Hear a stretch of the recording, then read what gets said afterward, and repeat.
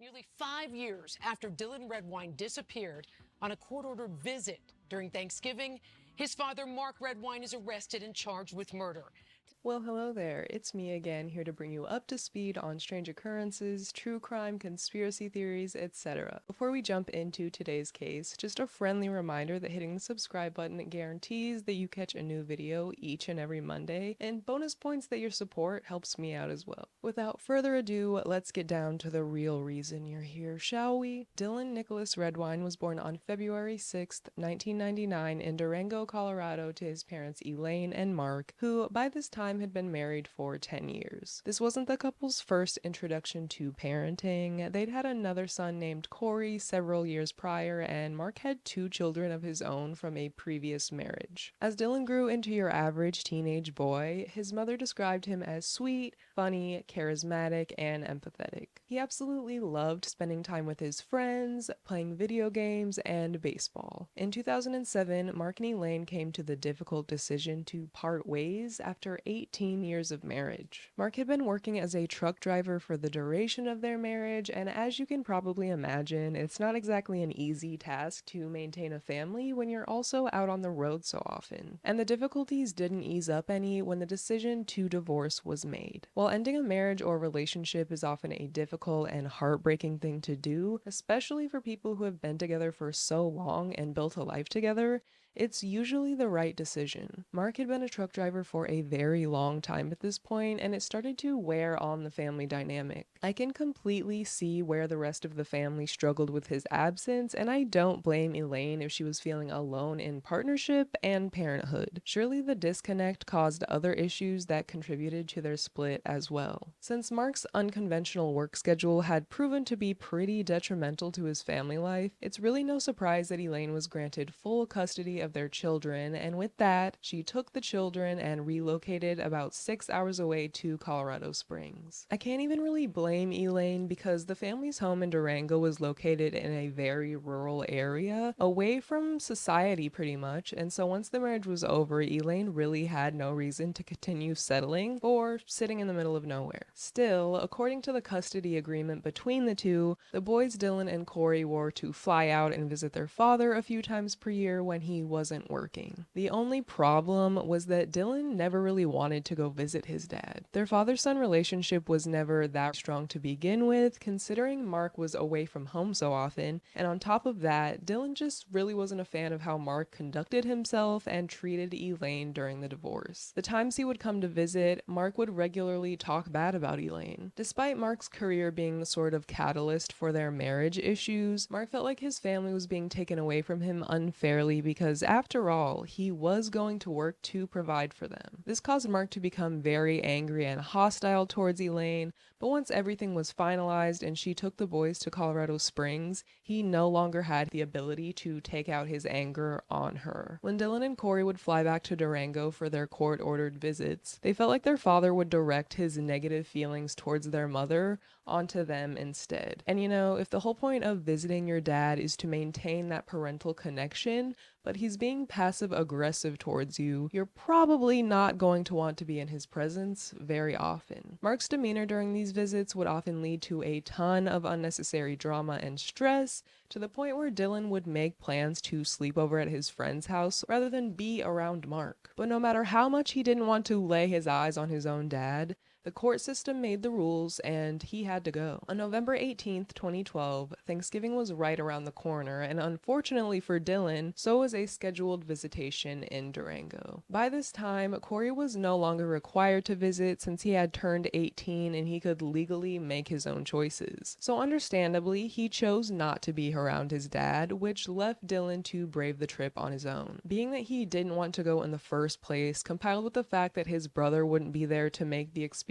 a little more bearable, Dylan's maternal grandmother was getting older and she had actually been fighting cancer around this time. The family was concerned about the state of her health and how capable her body was of fighting off the illness with treatment, worrying that this just may be her last Thanksgiving spent with them. So the fact that Dylan was legally required to spend what could potentially be the final holiday with his grandmother instead with his resentful father that didn't even really seem to want him there was a hard pill to swallow. Getting on the plane to Durango, Dylan tried to seek out the positives in this choiceless situation and was looking forward to seeing his friends during the visit. Once his plane landed, he texted his mom that he made it safely, along with a sad face. Dylan's reunion with his father at the airport was captured on CCTV footage, and if one thing is for certain, it's that Dylan was indifferent towards Mark at best. On their way home from the airport, the father-son duo made a pit stop at Walmart to purchase some DVDs, since staying in a rural cabin in the middle of Colorado winter with a person you dislike is sure to require some distractions. Walmart security footage showed that the awkward tension between the two had not let up at all since they'd left the airport, considering they were quick to go their separate ways inside the store. Before finally heading back to the cabin, they made a pit stop at a McDonald's drive-thru at Dylan's request because, quite frankly, he had no desire to sit down and have an actual meal with his father. After dinner, Dylan had planned to spend the night with his best friend Ryan, as he had done several times before,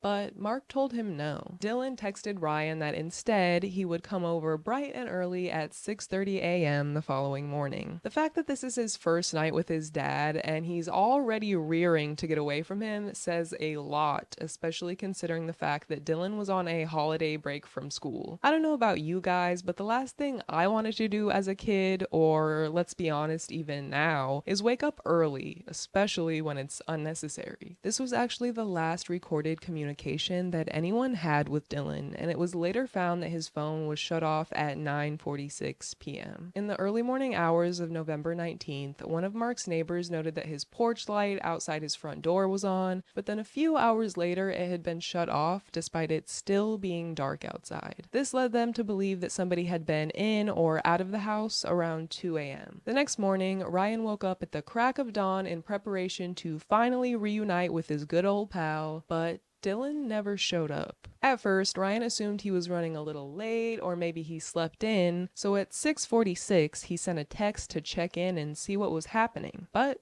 he never got a response. At approximately 7 a.m., Mark claims to have woken up and walked through the living room where he saw Dylan asleep on the couch. Since things appeared to be normal, Mark left to run some errands around town, which included going to the post office and going to see his divorce attorney. While he was out running errands, Mark texted Dylan 4 times over the course of the morning, attempting to check up on Dylan, but received no response. Upon returning home around 11:30 a.m., Mark claims that it appeared as if Dylan had woken up, eaten breakfast in the kitchen, and then left with his belongings. Mark assumed that Dylan had gone to Ryan's house, which wasn't out of the ordinary, so he decided to take a nap.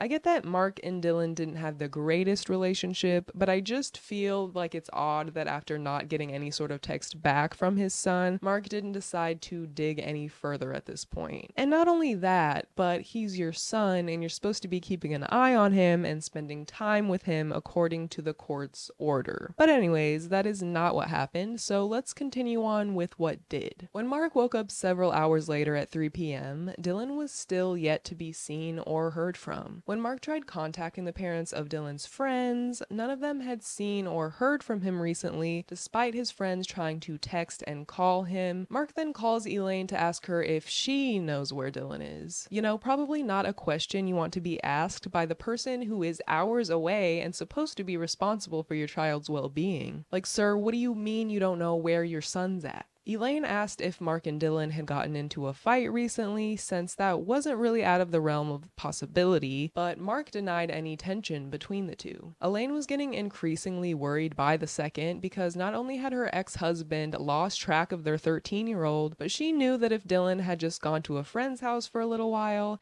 he definitely would have kept either his mother or his brother Corey in the loop at the very least, since he preferred to keep contact with his father to a minimum. Mark told Elaine that he had just gone to the police department to report Dylan missing, and of course after hearing this worrying news from Mark, Elaine first calls the police department herself, and get this, they had no idea that Dylan was missing. Never heard a word about it. How?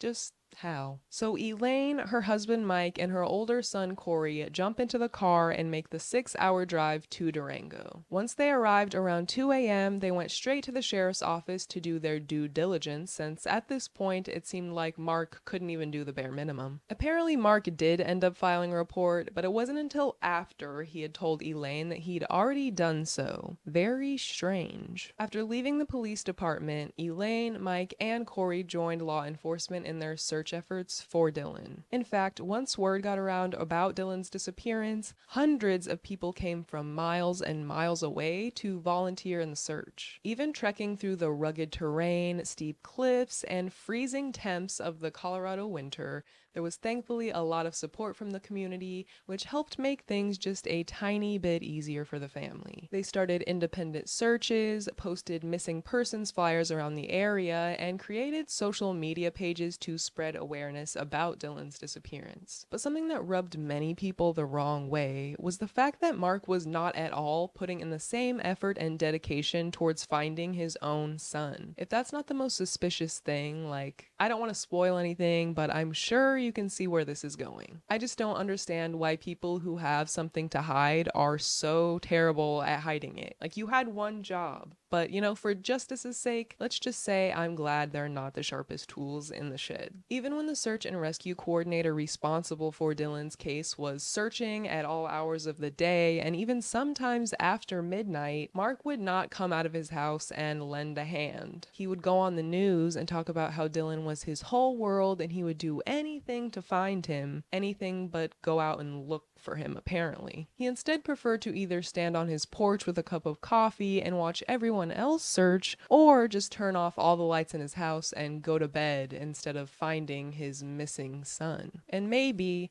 just maybe, that's because he already knew where Dylan was. But again, let me not get too ahead of myself. At some point during the search effort, Mark began insisting to law enforcement and the search volunteers that they should take a look around a lake that was 9 miles away because he claimed that Dylan loved going fishing and that was his favorite thing to do. He even said that Dylan's fishing pole was missing from the garage, so he had likely taken it with him. The first problem with this statement is that how many 13-year-olds do you know, or anybody, that are walking 9 miles alone in the middle of the winter to go fishing? The second red flag is that his brother Corey refuted this statement and said that Dylan did love being outdoors, but fishing was far from an activity that he did regularly. He certainly didn't fish alone because he didn't even know how to tie a lure by himself. Nonetheless, search and rescue divers even came to search nearby bodies of water because they really had no other leads. But after countless hours of looking with no signs of Dylan, Mark began suggesting what may have led to his son's disappearance. He suggested that Dylan may have run away by his own volition and decided to go out and live in the woods. But Elaine and the rest of the people who truly knew and cared about Dylan were positive that this would be completely out of character. He was the type of kid who texted several of his friends throughout the day, loved playing video games and watching TV. The chances of him going off the grid willingly were slim to none. He even tried suggesting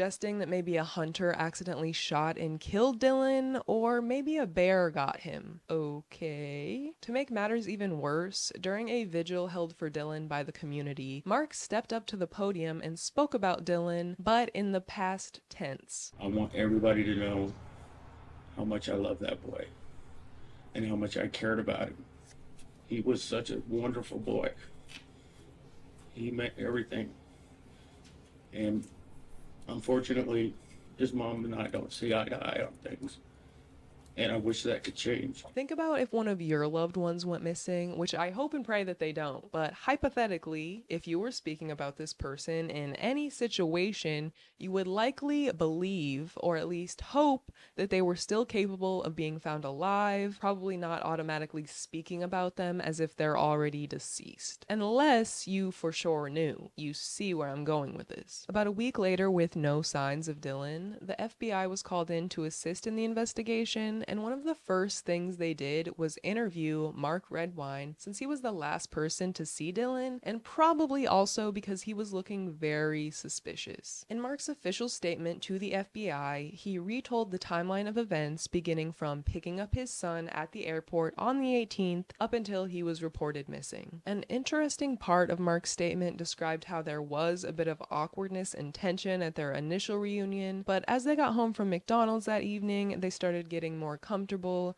and even started playfully roughhousing at one point. However, Mark maintained that nobody was injured. Once Elaine caught wind of this alleged roughhousing, she was even more sure that Mark was not being truthful, because if it wasn't clear already, Dylan did not want to be around his father. She did not believe that the tension in their father-son relationship could be resolved at all during this trip, let alone after just a couple hours. The FBI then asked Mark if he would be willing to take a polygraph test, which he agrees to, but fails when answering no to the question, "Do you know where Dylan Redwine is?" Elaine, on the other hand, passed with flying colors, despite Mark somehow trying to blame her for being the mastermind behind their son missing. Yeah, if anyone's trying to play mastermind here, I think it's you, but you're failing horribly. The FBI recognized that Mark is going to maintain his innocence despite the many questionable pieces of evidence that indicated otherwise, and they knew it was time to play good cop in order to better their chances of getting the truth. They suggested that something accidentally happened to Dylan, but if Mark tells the truth, they won't arrest him, they will, and that they want to work with him, they don't. But still, Mark won't crack. In the years since Elaine and Mark had divorced, Mark remarried and divorced another woman named Betsy Horvath, who police were interested in speaking with. She openly told them that she believed Mark was capable of harming someone, and even recalled a time during his custody battle with Elaine where he said that he would kill his kids before Elaine got full custody. She also remembered another time where he spoke about hiding a body in the mountains. 2 months later, in January, members of the community began protesting in front of Mark's home because, quite frankly, they were tired of him being dishonest and completely unbothered by his son vanishing. Even Elaine and Corey joined in on this protest, noting how important it was that the spotlight be kept on Mark since he was the last person to see Dylan. Finally, the FBI obtained a search warrant on Mark's home in Durango, and they brought with them cadaver dogs. Although everyone had tried maintaining hope that Dylan would be found safe, he had been gone for 2 months at this point, and the chances of finding anything but remains was very improbable. The cadaver dogs ended up alerting to human remains both inside of Mark's home and in his pickup truck. Additionally, police noticed blood splattered on the couch and underneath the living room rug, and interestingly enough, there had been an attempt to clean it up. When Mark was questioned about these blood splatters, he claimed that they were from another time when Dylan had been visiting and had a minor cut. I don't know what kind of minor cuts leave blood splatters all over the furniture and end up underneath the living room rug, but alright, so at this point in the investigation, things are not and have not been looking good whatsoever. This blood was clearly the result of something much bigger than Mark was letting on, but what was it? According to Dylan's older brother Corey, he and Dylan went on a trip in 2011 to watch a baseball game with their father. After the game, when the three had returned to their hotel room for the evening and Mark had fallen asleep, Dylan borrowed his dad's computer. Nothing too out of the ordinary. Once again, Dylan enjoyed technology as most of us do nowadays. What Dylan could have never expected to find on his dad's computer was unfortunately what he stumbled across that evening. Perhaps by just being a nosy kid or by accident, Dylan found a deleted file full of photos and he wanted to know what they were. But when he recovered the file and began looking through it, he was pretty much traumatized by tons of images of Mark dressed up in women's clothing, wearing adult diapers, and prepare yourself, eating out of them. I don't even want to ruminate on that part of the story. Let's continue on while silently acknowledging how disturbed we all are. Once Dylan and Corey see these photos, they're of course in shock, because what do you even do when you find something of your father doing such a thing? And the fact that they already didn't want to be around him in the first place but had to because of court-ordered visitation, this was the final straw of any bit of respect that they had left for Mark. But seeing this as an opportunity for blackmail that was far too good to pass up, Corey took pictures of the files on his phone and made Dylan promise to keep it all a secret. The problem with that, though, was that Dylan did not like to keep secrets. One day on another unwanted solo visit, Mark was lecturing Dylan and saying that both Elaine and Corey were bad examples and manipulating Dylan into disliking Mark. I don't think manipulation is necessary, dude. I just think you're an unlikable person. Even though Dylan was still a kid, he didn't feel like he just had to sit there and listen to his dad talk bad about his mom and his brother, whom he loved, and quite frankly probably would have preferred to be in their presence at that time rather than with Mark. This situation made him understandably upset, which is what led Dylan to asking Corey for those secret photos so that he could hold them over Mark's head. Instead, Corey regrettably sent the photos directly to Mark. So fast forward to when Dylan is still being searched for, two of Elaine's friends go to Mark's house, still very upset with him and believing that he is responsible for whatever possibly happened to Dylan, and they mention these extremely disturbing photos and essentially just make fun of him to his face. Mark was of course mortified to know that it wasn't just his sons who knew about his secret fetishes, but now it was strangers too. The only thing he could think to do in this situation was to threaten to throw a log at them. In February of 2013, Elaine, Mark, and Corey appeared on the Dr. Phil show, and it appeared to me like Elaine and Corey were there to spread awareness about Dylan and point out the fact that Mark was suspicious, but Mark just kind of seemed to be there to want to show face and defend himself. Corey shared that he actually hated his dad, and Elaine voiced her frustration and confusion on why Mark had handled this extremely devastating situation so poorly. She also said that she's always believed that Mark was responsible for their son's disappearance. On the show, Dr. Phil brings up the compromising photos that are considered to be a possible motive for the unknown, but Mark just says it's not what it looks like. He claimed that Corey and Elaine would come to his house in Durango and look through his things when he wasn't there. Yeah, I'm sure they were driving 6 hours and waiting for you to leave so they could tiptoe through your cabin and just find out what you were doing in there. And so in order to troll them, he staged these images and purposely left them to be found. Yeah, that's 100% what I would say too if I got caught eating my own Mark later said it was a bad idea to stage these supposed fake photos and that somehow Corey and Elaine outsmarted him and reverse psychologied him just for the embarrassment. That's it, I'm just gonna start feigning ignorance and worm my way out of everything. Oh wait, that doesn't work, does it? He also went on to blame Elaine for not sending Dylan with a jacket, implying that Dylan had left the house on his own and succumbed to the elements, and it was all Elaine's fault. Mark's defensive demeanor on the show solidified Elaine's, and probably everyone else watching at the time, that Mark was likely guilty. I'd also just like to say that it's probably not a good idea to go on national television and talk about a crime that you're looking pretty suspect in, but you guys don't need me to tell you that. Mark,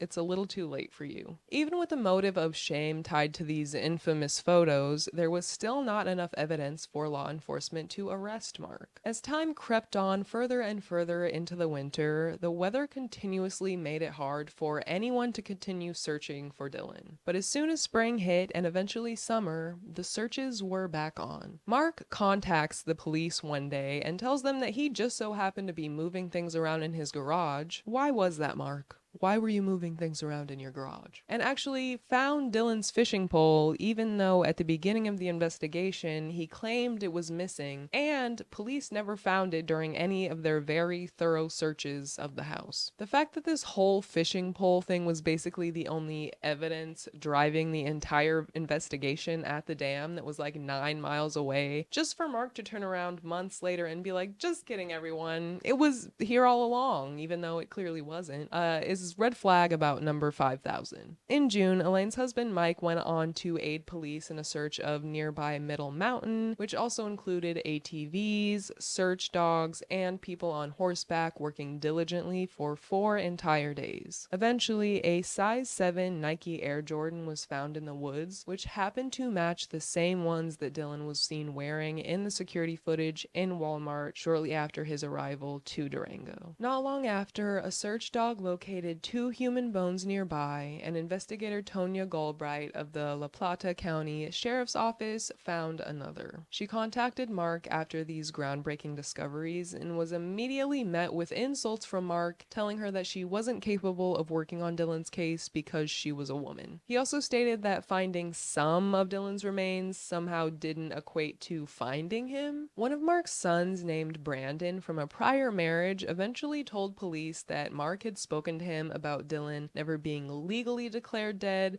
since the police will never find all of his remains. Once again, I do not think that this man could be acting any more guilty. Finally, 2 years later, in November of 2015, a few hikers came across a human skull approximately 1 mile away from where the other bones had been located. Forensic analysis of the skull revealed that the cause of death was blunt force trauma with a tool of some sort, and was definitely not due to nature taking its course. But still, there is frustratingly not enough evidence against Mark somehow, and Mark's weird statements about Dylan never being declared legally dead were sounding more and more like they could be a reality. After a turnover of the district attorney in 2017, Christian Ciampetti decided to bring Dylan's case in front of a grand jury with the evidence that had been collected, which finally led to an indictment of Mark for second-degree murder. Lucky for Mark, and unlucky for justice, this meant that he was dodging a mandatory life sentence. By this time, Mark had gone back to truck driving, mainly in Washington State, and if I had to guess, it was because he was running away from everything he'd caused, but it didn't take him long to be arrested under a warrant. As I was watching some of the court footage for this case, they showed a picture of Dylan with one of his friends the day before he had gone to Durango, and it really just hit me how young Dylan was,